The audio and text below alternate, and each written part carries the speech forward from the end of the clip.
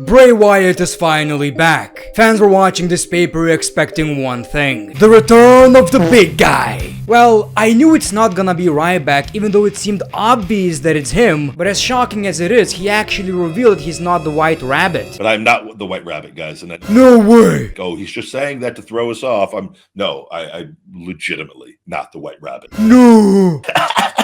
But we got the second best scenario, and it's the return of Bray Wyatt, and what a return it was. In general, the pay-per-view was great. Another Triple H W. But have you guys watched my predictions video? Yeah, not to brag or anything, but I called this. I knew that's why he's going to quit. That's why my forehead is big. Big brains, great one. That's why I can call Braun Strowman dumb. And I even have proof. But people, let's talk about Extreme Rules 2022. The show kicked off with an absolute banger. Imperium versus the Brawling Brutes. Good old-fashioned Donnybrook match. And this was basically 25 minutes of absolute chaos. As a matter of fact, this match was so fun to watch. It was really hard to get into two other matches after this one. The match was basically an Extreme Rules match, but it was kinda made for those Irish lads. We saw similar brutality we've seen with Sheamus versus Gunther, so even though I said I really wanted to see the Intercontinental Championship match on this show, I'm not gonna complain anymore. This was really fun. I also really loved the finish. The Brawling Brutes were holding Vinci, bro kick, and the Brawling Brutes took the W, so even though Sheamus lost on SmackDown, he got a big one right here. Man, Sheamus is so over. He got crazy crowd reaction, and the question is,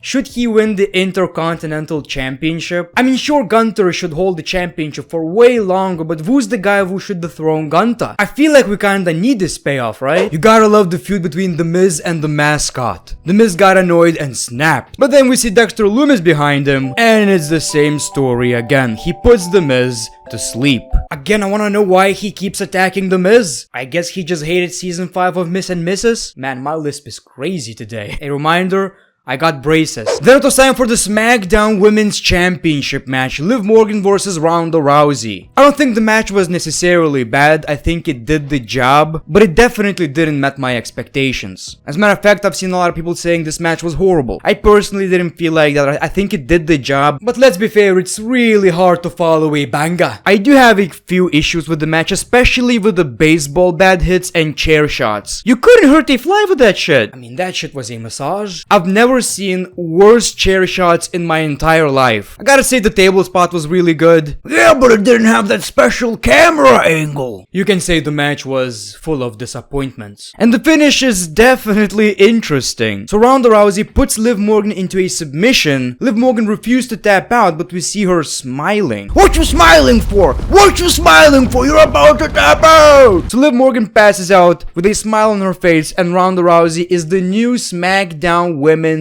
Champion. How are we feeling about that? So was Liv Morgan as SmackDown Women's Champion a failed experiment? I don't know, time will tell. I do believe that a heel turn is actually beneficial to her, and I do have a feeling it has to do something with Bray Wyatt. Next up we have a strap on?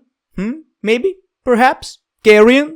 Are we using a strap-on? Strap match. How do I put this? I feel like this match did the job. It achieved its purpose, especially with the result, but we didn't get anything that creative. I feel like the brawl on SmackDown felt a bit more creative than the actual match. It wasn't necessarily bad, like I've said, I did enjoy it, but I expected a little bit more brutality out of this one. So Drew McIntyre was looking for a Claymore, but we see Scarlett. Drew McIntyre gets distracted, and Scarlett came in with that pepper spray. So Drew McIntyre is blinded, shot to the back of the head, and Karrion Kross takes the W. No matter how you feel about this match, it did the job. I mean, he won against Drew McIntyre, one of the biggest faces of the WWE. It's a big deal. I believe the match did the job. It wasn't bad. Beating Drew McIntyre in his debut pay-per-view match is a huge deal for his career. Then we got the ladder match. First of all, I gotta say, I absolutely love that for championship matches we have this lighting back. It just makes the championship match look a lot more important, and it's something we've seen in NXT. So yeah, the two previous matches felt a little bit slower, but this one definitely picked up.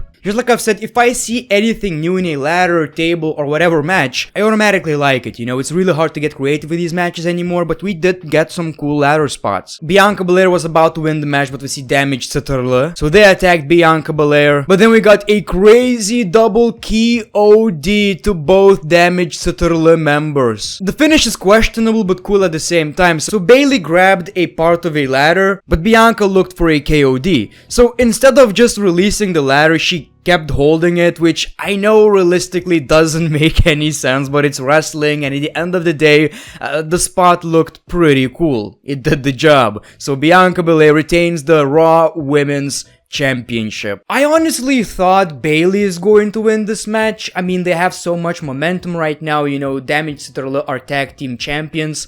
So that was kind of surprising, but I'm not gonna complain. I think the payoff is still Bayley winning the championship at one point. Then it was time for the match of the night, in my opinion. Edge versus Finn Bálor in an I Quit match. Ooh, Finn Bálor. What is this? Did you play with Karrion Kross, Finn Bálor?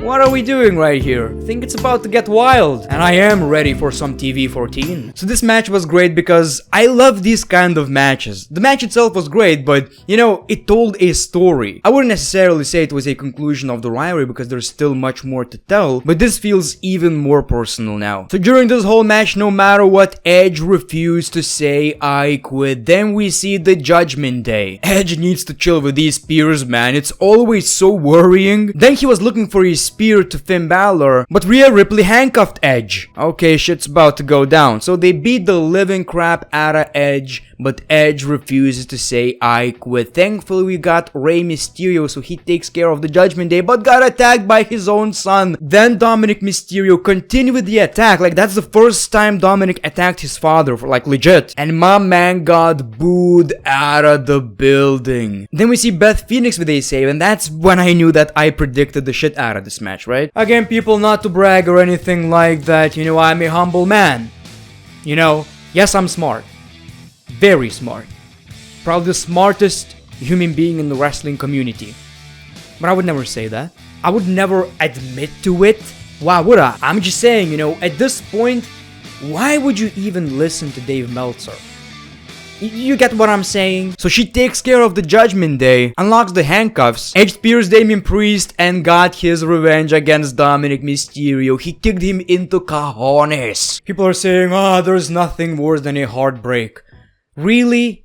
Have you been kicked in the balls? Have your balls been shattered before? It seemed like everything is going fine. Until Beth Phoenix got attacked by Rhea Ripley, the Judgment Day attacked Edge. He still refused to say I quit, but Rhea was like, if you don't say I quit, I'm going to hit your wife. So Edge had to quit, and that's exactly what he did. Well, Rhea did it anyway. So the Judgment Day won the match. So now we gotta wonder what's next. What's next for this rivalry? I think Beth Phoenix is going to get involved, but at this point you would think she's going to get injured. I think Edge and AJ Styles will be ready to, you know, kinda set their differences aside and work together against the Judgment Day. I gotta say though, I really appreciate this Finn Bálor push. And it was time for the main event, fight pit match between Seth Rollins and Riddle. You gotta love that RVD tribute. You get it? RVD and Riddle both like to get high. I think the match was good.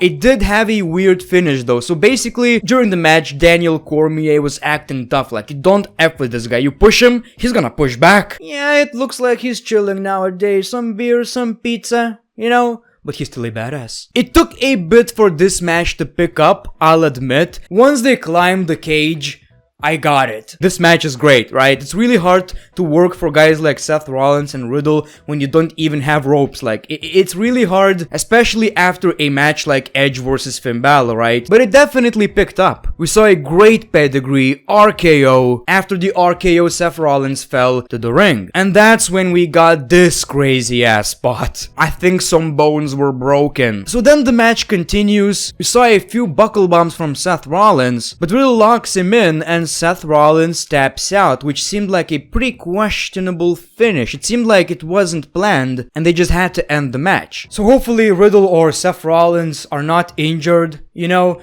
it kinda seemed anticlimactic if I'm being honest. It seemed like the finish, You know, we shouldn't have gotten a finish for like another 4 or 5 minutes, but that's just my opinion. At the end of the day, we did get that crazy diving spot, so I guess it makes sense, but people were not ready for the finish because the crowd reaction was kinda non-existent anyway. So Riddle wins the match and WWE pranked the shit out of us with this, right? I was like, okay, no Wyatt then.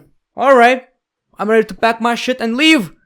You know, why would you do this to me, WWE? Then the lights go out. He's got the whole world in his hand, starts playing. We see shitloads of phones. Then we see every Firefly Funhouse character as a person, like they came alive. I legit thought it's the Fiend for a second. Then we see a door. We go inside Firefly Funhouse and it seems like it's been left for years, right? It's abandoned. On TV we see a guy with a mysterious mask talking shit like, you did this, right? And this was absolutely amazing. So we see light coming through the door. The door opens. We're ready to let him in. We see a lantern and that's when the crowd went nuts. We see a guy in a mask, obviously Bray Wyatt. Not sure how I feel about the mask, but then he removes the mask and we got one of the biggest pops in WWE history. Let me in. And then it cuts to the intro of his previous theme song. What a pay-per-view. I assume the old version of Bray Wyatt is back, but I do also have a feeling that we're going to see multiple versions of Bray Wyatt, just like we saw with Mick Foley, right?